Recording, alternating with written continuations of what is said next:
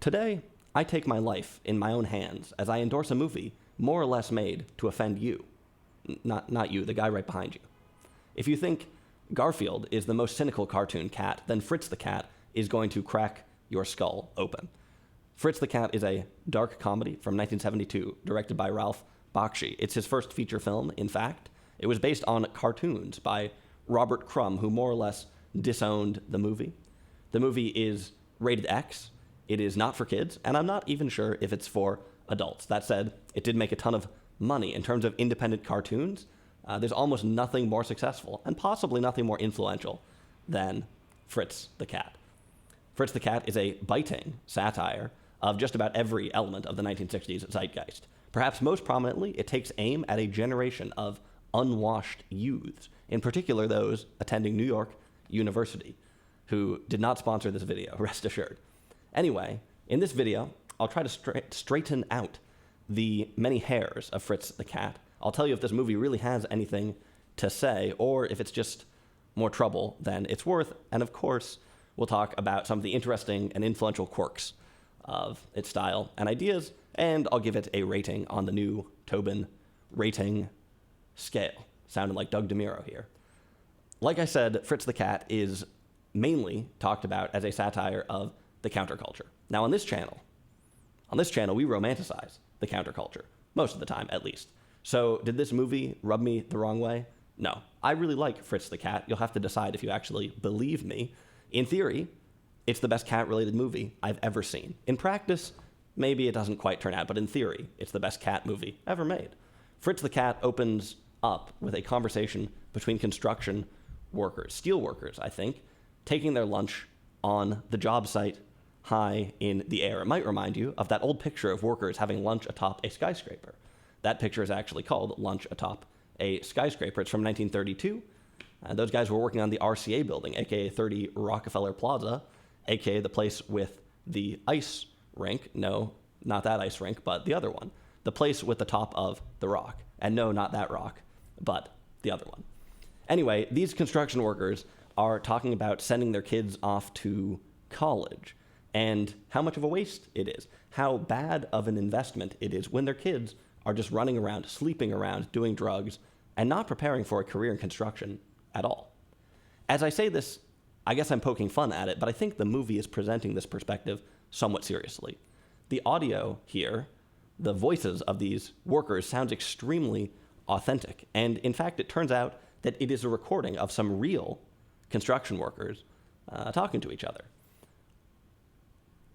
There's a certain authenticity to the sound, but also, like I said, New York has this heritage of big buildings, steel work, right? This blue-collar essence that we're tapping into here.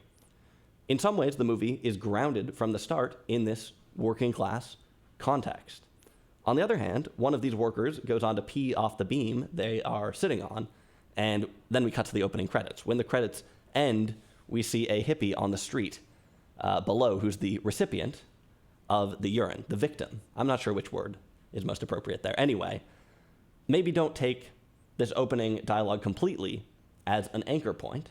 This movie pokes fun at just about everyone, but it's interesting that this is how the movie opens, with this working class question. From this building site in Midtown, we go next to NYU. I want to take a minute, though, to talk about the graphics in this movie. They're really cool. In some ways, this movie was made on the cheap, and animators cut some corners, or they did without some things that bigger Disney productions would have. Nonetheless, turns out looking great. The animators use a bunch of tracing at times, I think, to create cityscapes that are really detailed. And the intricacy of this movie, just how many lines there are on the screen, I guess, blows away just about anything else I know of from the era. Even comparing it to last week's movie, which is 14 years newer, this one, it's got a lot more lines in it. What can I say? One potential criticism of the movie, maybe stylistically, is that it lingers on some static shots longer than you might feel is natural, especially today. Probably because I spent so long tracing out these big cityscapes. Sometimes the movie spends 20 seconds dwelling on the same still, perhaps zooming in a bit or panning across it as if Chris Marker was in charge. but might feel a little weird. Overall, though, it's hard not to be impressed by the animation. It's an interesting hybrid of some of this really detailed tracing with lots of details, almost realistic, but realistic is not the word to describe this movie because it's also got some extremely experimental staging, particularly in a few interludes that are more like dream sequences than anything else, or Beatles music videos. I like the way the motion is captured in this movie. One thing I think animators had to forego was pencil sketches, which are usually used to sort of feel out the motion through time. Apparently they just eyeballed it. I like the ways the cars drive around in this movie. They kind of bounce around. This film, in its look, is a piece of art, without a doubt, made by people who were not really part of the mainstream animation system, maybe had something to prove, and maybe had a real passion for what they were working on, or maybe, as Bakshi has once said, they just wanted to draw some dirty pictures. If it hasn't become clear already, everyone in Fritz the Cat is an animal. There is some logic to which animal. The cops are pigs, for instance. That makes sense. But you can run straight into a lot of cliches, or worse, when assigning people to animals. It's often kind of interesting to see in anthropomorphic films, kids' movies particularly, who is who. Sometimes movies can say some interesting things. Fritz the Cat, I would say, isn't too on the nose. I think most of the characters come from Crumb, who is fairly good at sidestepping cliches. I'll come back to some of the specifics about who's who later, but for now the point is that these animals are a big part of the texture of the world. And like I said, this is a movie with a lot of texture. We meet Fritz the Cat, he's a cat, by the way, in Washington Square, an iconic New York location. Fritz is hanging out with some of his fellow NYU students, and immediately we are getting the other side of the story that we heard from these construction workers who are complaining about students. Well, now the truth will come out. Full disclosure, I attended a very progressive liberal arts institution. I maybe am in a decent place to either be offended by the satire, judge it, I don't know. Either way, I can tell you that the satire levied at these students, I think, is good stuff, spot on. One of the odd things about Fritz the Cat is that at times, like in these scenes, it feels shockingly modern, while at other times it feels like the epitome of 1972, 50 years ago, basically. I think the student satire in this film is, surprisingly fresh, quite compelling. I'm not going to go through every scene. We follow the students for a while. We witness a nice bathtub orgy, lots of marijuana use. This movie is rated X, but don't be too scared. The movie, I wouldn't say, is actually that unhinged or particularly graphic. Obviously, it's not a kid's movie. If you want a more unhinged movie, watch Bakshi's 1975 blaxploitation animation. I'm not sure if I'm even allowed to say what it's called on YouTube. Probably, but you know the one. Anyway, if you're a college student, don't worry. You're not going to be personally attacked for the entire movie. Before too long, we meet some pigs who are cops, and we stop by a synagogue. In one of the film's most prescient moments, the service at the synagogue is interrupted by a news announcement regarding the Arab-Israeli war. Apparently, the President of the United States has agreed to send equipment to Israel, and the synagogue celebrates. Pretty interesting. Some people may feel that the movie is anti-Semitic. Ralph Bakshi was born in Haifa in 1938. So again, interesting stuff. Of course, like I said, this movie pokes at everybody. That's not to say that that's justified, but pokes at everybody. Ralph Bakshi moved to New York in 1939. I guess he was 1 year old at the time. He seems to be a New Yorker through and through, and this is, let me tell you, a great New York movie, one of the best that I've seen, even though it's so over the top. One of the cops in the film, one of the two pigs, is Jewish, and he's voiced by Bakshi himself.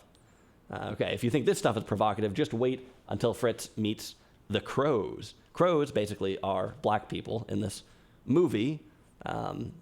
He goes to Harlem, I guess, although I think not. It's maybe technically not Harlem, but he goes to a black neighborhood, and he tries to tag along. He tries to be cool. He starts a race riot, among other things, steals a car. Again, Bakshi used a number of real recordings in these scenes to sort of ground them. And that's interesting because they have a certain authenticity, or maybe a certain rawness is a better word. Bakshi, by the way, for the scenes in the synagogue, he used some of the voice actors were members of his family. So say what you want about stereotypes or whatever, but there is some form of representation, I guess, there, some form of authenticity or rawness, maybe. Or you could argue that it's all exploitative. Anyway, Fritz's naivete, when he goes to visit the crows, makes for a compelling foil.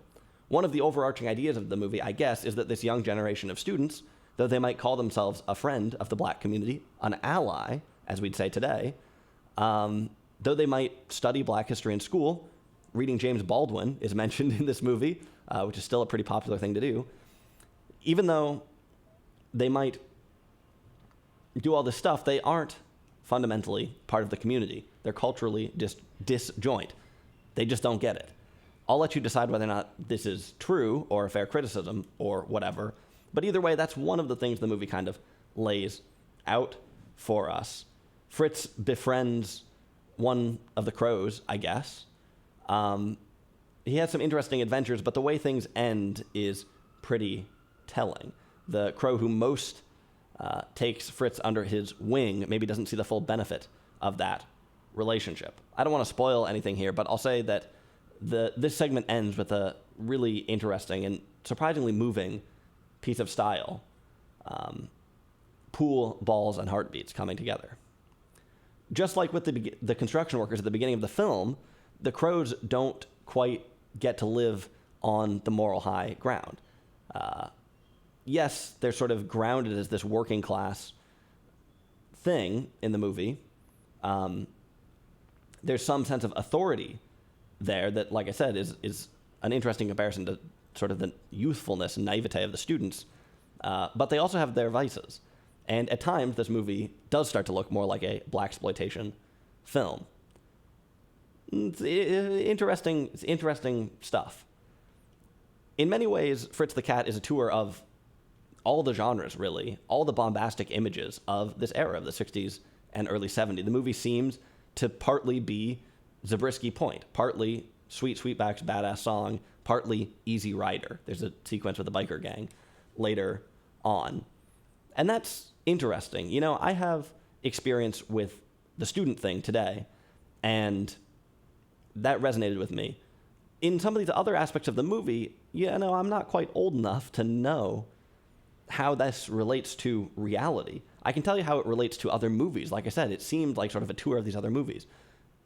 How is it related to reality? I'm not exactly sure. If you're old, let me know what you think. I guess one of the big questions here is whether there is something more than edginess to this movie. To me, the answer is yes and no. Let's start with no. I love how provocative Fritz the Cat is. It's great. And believe me, I am definitely not the kind of person who's interested in something that's offensive for the sake of it. I try to very clearly delineate cynicism from actual insight, right? Provocation at all costs. I'm not interested in that.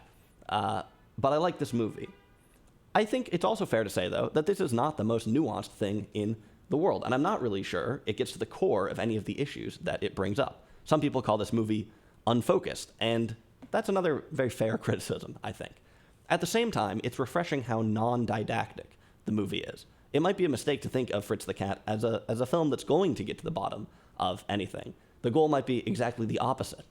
I'm not sure that exactly makes sense, but what I'm trying to say is that this movie does capture the spirit of a time when a lot of people had trouble making sense of things, when there were a lot of extreme images and ideas floating around, big cultural rifts between generations and races. At the same time, capturing the spirit of the time, that feels pretty facile to me. Remember that Fritz the Cat is not a historical movie. It's a movie about the present day that came out 50 years ago.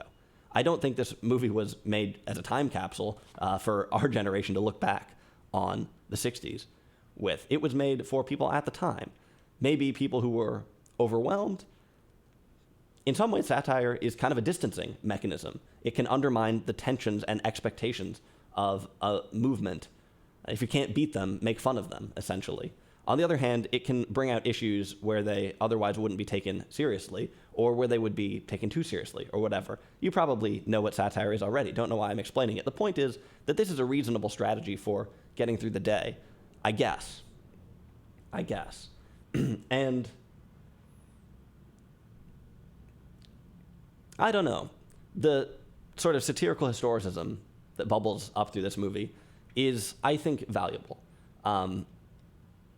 Not to say that there is more than edginess, but I think there is real value in this movie, especially today. And believe me, it's obvious why people would have been so compelled by this movie, why so many people would have watched it, why it would have been so sort of with the times, but also why it would have stood out as such a sort of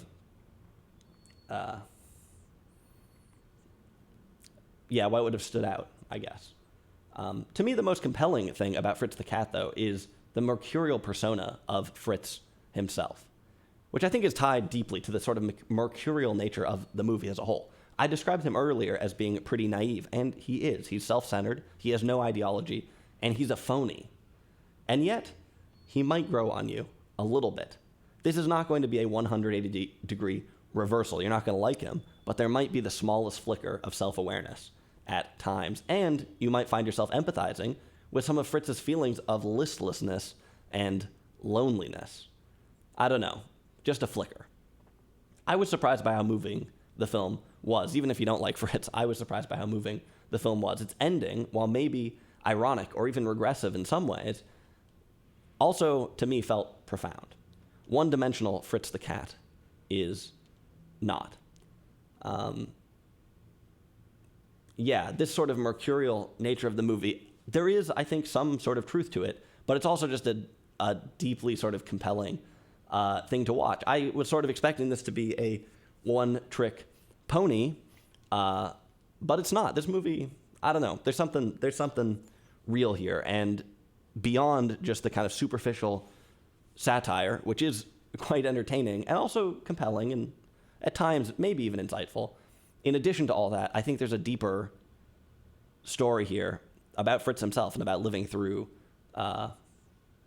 times like these, about trying to make meaning of things, and about how you may find yourself coming up short if you try to avoid doing that entirely.